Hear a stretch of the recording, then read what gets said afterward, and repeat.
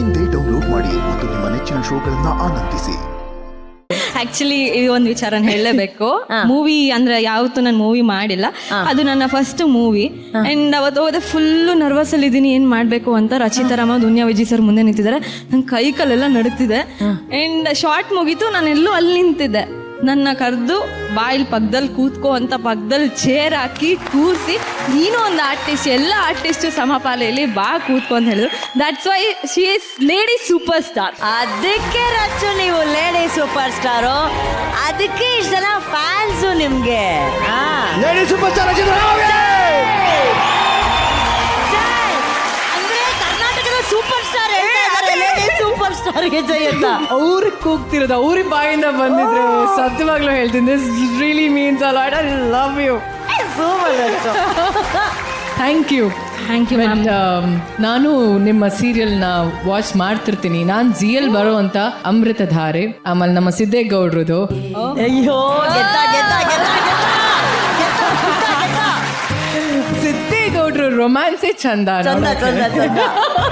ಅಲ್ಲ water fall ಆಯ್ತು ನೋಡು.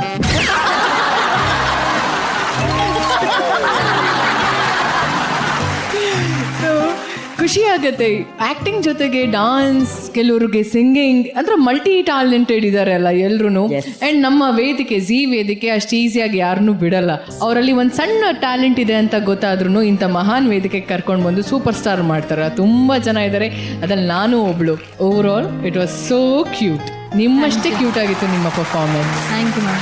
ಬಟ್ ನನಗೊಂದು ಪ್ರಶ್ನೆ ಕಾಡ್ತಾ ಇದೆ. ಈಗಲ್ಲ, ಅವಾಗಿಂದ ನಾನು ಅಲ್ಲಿ ಸೋಫಾದಲ್ಲಿ ಕೂತಿರೋ ನೋಡ್ಬಿಟ್ಟು ಹಾಯ್ ಅಂತ ಹೇಳಕ್ ಹೋದೆ. ಆಮೇಲೆ I realise that is not Bhavya. ಯಾರವರು? ನಿಮ್ ತರನೇ ಇದಾರೆ ಅವರಿಬ್ರು?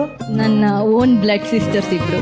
ಓನ್ ಬ್ಲಡ್ ಸಿಸ್ಟರ್ಸ್, ಸೇಮ್ ಹಂಗೆ ಓನ್ ತರನೇ ಇದಾರೆ ಅವರು. ಬನ್ನಿ ಇಬ್ರು ಬನ್ನಿ.